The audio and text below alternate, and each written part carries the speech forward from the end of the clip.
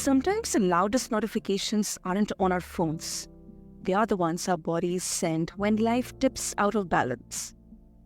Today, listeners, on this episode of the Cosmic Confluence, we are getting honest about that.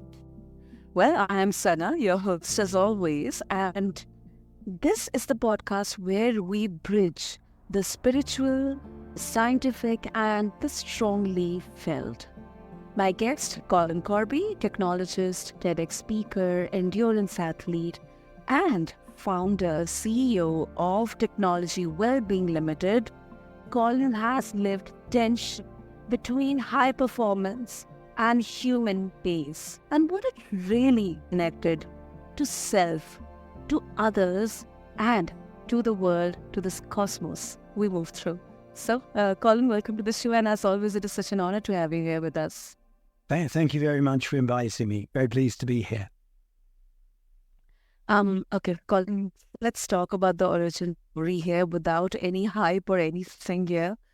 When did you realize, your work, your relationship with technology, it was costing you your well-being, and like, did you get to understand it through any signal that your body was giving, or any kind of moment or event?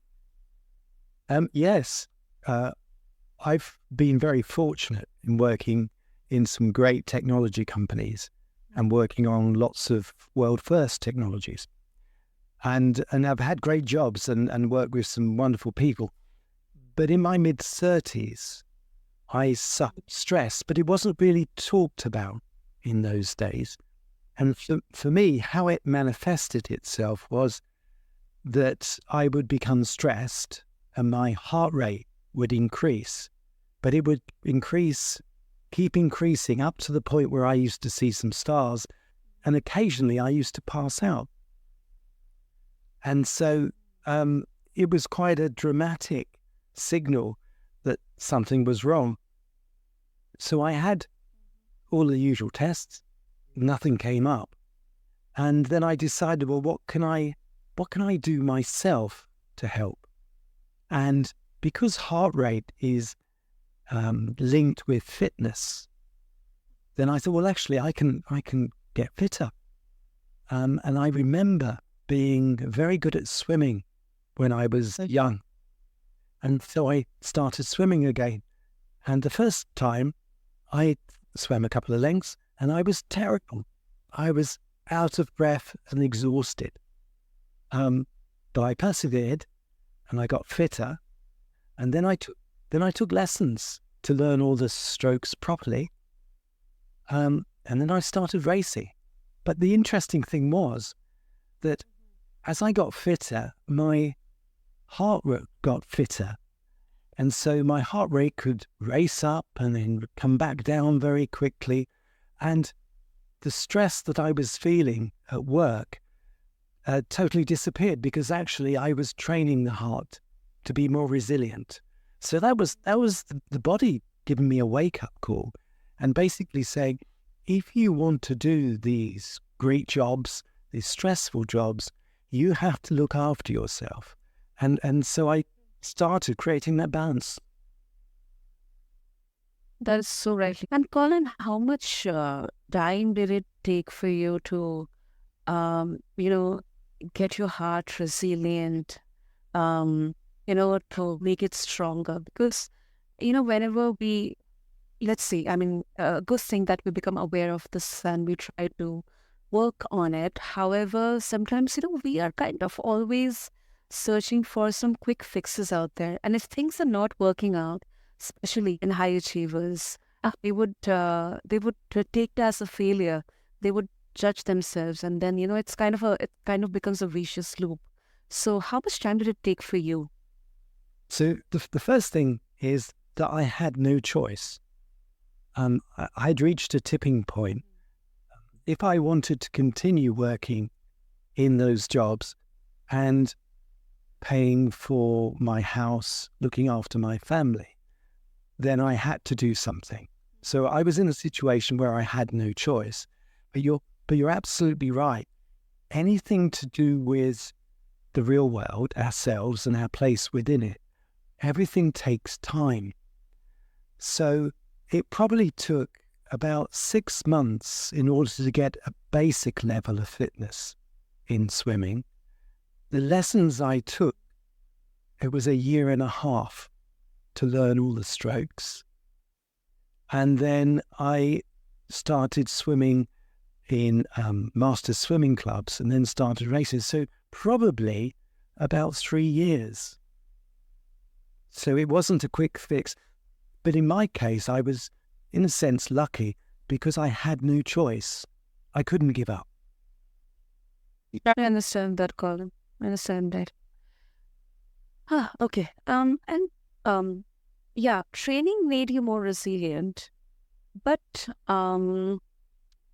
did it ever mask the problem, by letting you tolerate unhealthy tech habits longer? Let's say someone who can't or doesn't want to do endurance sports, if you can recommend any simplest non-athletic protocol. Yes. So when I had my tipping point, it was before smartphones.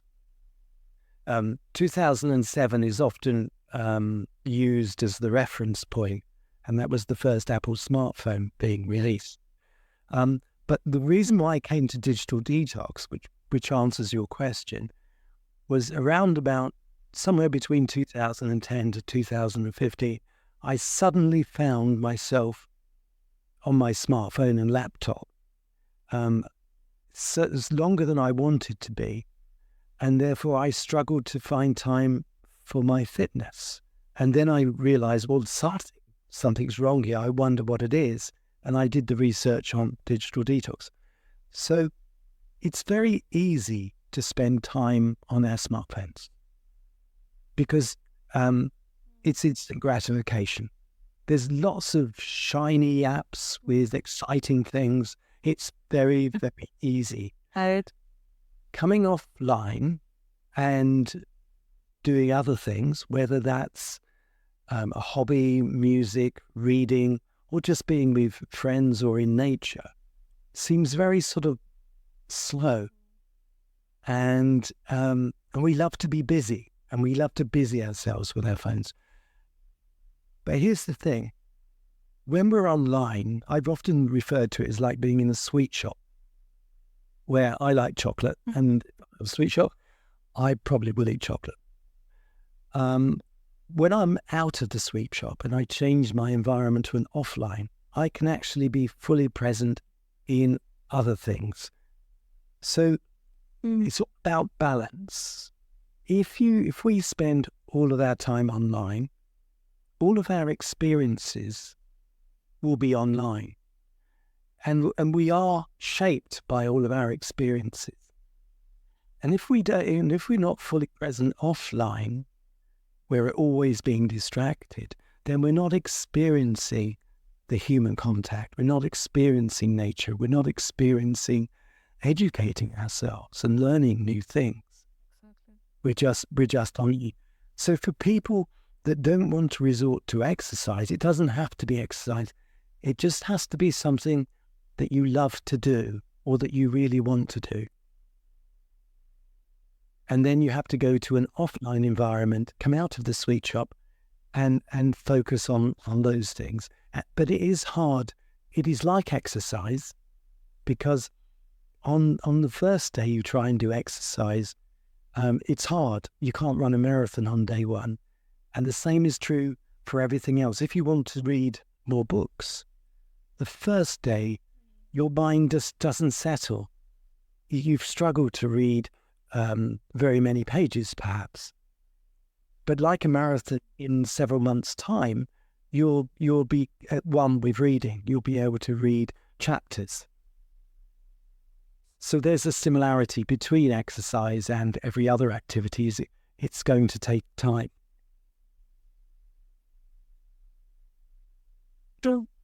True.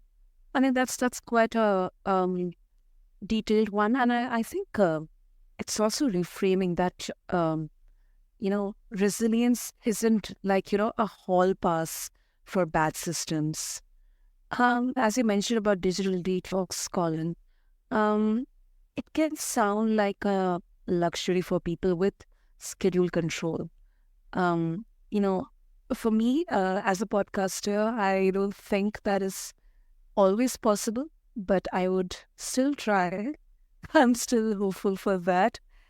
So Colin is asking workers to unplug off hours, just shifting the burden from systems to individuals. Well, I think it is quite easy, and I'll give a very simple example.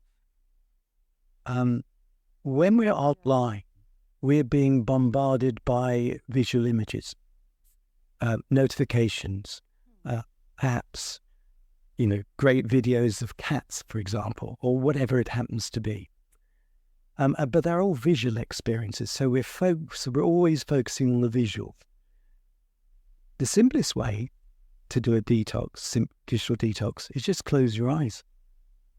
Just close your eyes for perhaps a minute, and you immediately shut off all those external visual stimulations. And the effect of just shutting your eyes means that all of a sudden you can hear your breathing. You've got time to think. And it's as simple as that. So the better way of doing it is to physically get up and move to an offline environment, make yourself a cup of coffee, speak to a friend, look at a plant, whether that's in your office or just stare out of the window at some distant event. So it can be as simple as just closing your eyes, or as just getting up and grabbing some water or a cup of tea. Yeah, I mean, that's beautiful. That's beautiful. And it's simple, but I also think that it would need a consistency and, first of all, that acknowledging that, yes, this is something I need to do for myself, and then, of course, for everyone else around me as well. Um, and Colin, since we are on a cosmic conference, we sometimes, not sometimes, but we often talk about energy, connection, frequency.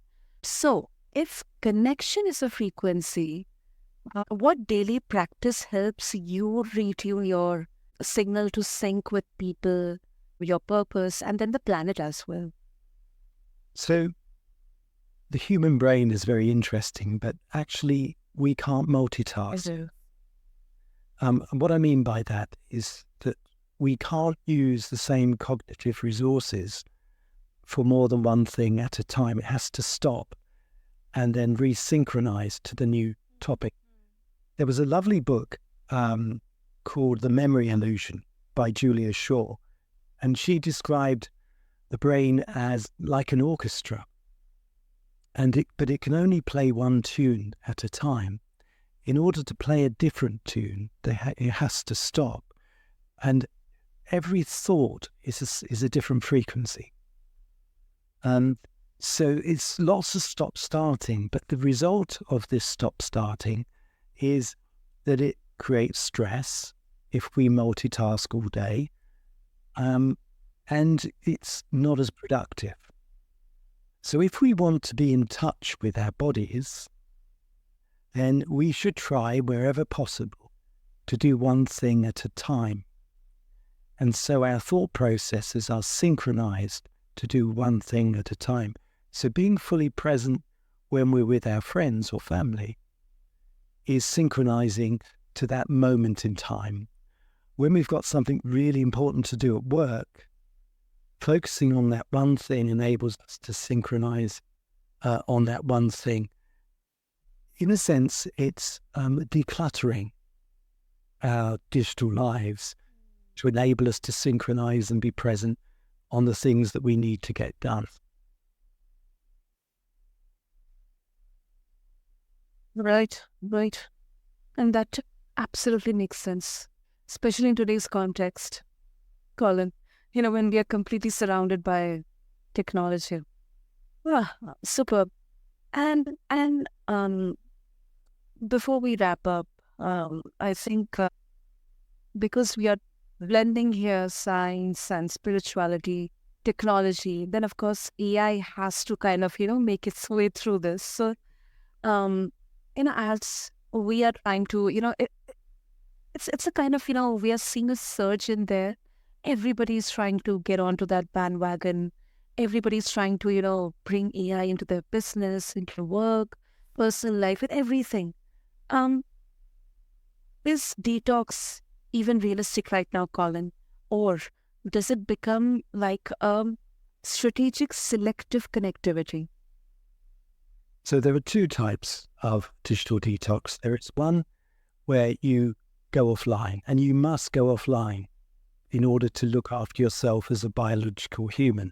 We have to move around, we have to get sleep, we have to have nutritious diets and be connected with other people. So that's the traditional reason for digital detox and having a sustainable balance between technology and the real world. The second is that actually when we're online, we now need to think about an AI detox, and I'll explain why.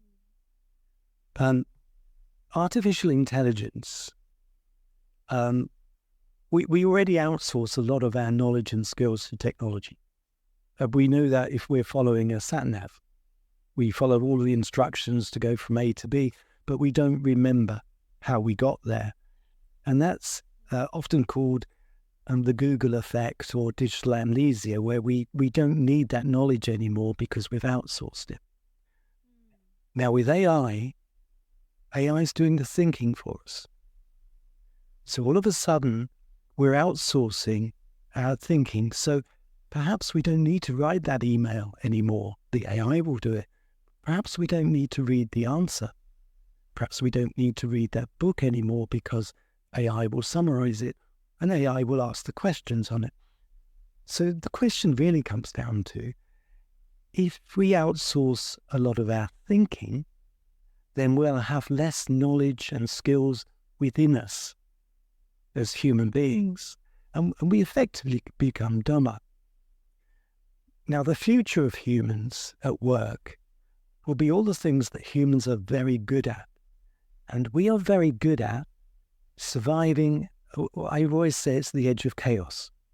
We live in this incredibly complex natural world, and we don't know how it works. But somehow we survive and we prosper. We work it out. We give meaning to things. All of our senses come into play. So we can't outsource that knowledge to AI. We have to decide what's it we really want to know ourselves. Because at the end of the day, AI calculates its answers based on what's available in the past. Yeah. It's not intelligent in the sense that a biological animal would be intelligent. It can't live in this world unless provided with huge amounts of power and electronics and all the other things. So we have to use AI for our work, but let's not get lazy. Let's decide, what is it that's good for us? What is it we need to learn for ourselves? We need to learn by doing things ourselves, because in 5 years or 10 years, when you go for that next job, they'll be asking you, well, what can you do? What skills do you have? Because the AI is taking care of all the simple stuff. Yeah. It's quite thoughtful. It's quite thoughtful. So I think this definitely isn't anti-tech. It's not pro-discernment. And I think the question isn't on or off. It is what for and then at what cost to attention. So that's a very, very thoughtful way of looking at it, Colin. And if listeners, they would like to connect with you to explore more about, to get started on digital detox and to get some wisdom from you and resources that you provide, what would be the easiest way? So because we all have to be online to live and work these days, it's the website. So that's the Digital Detox Coach.com.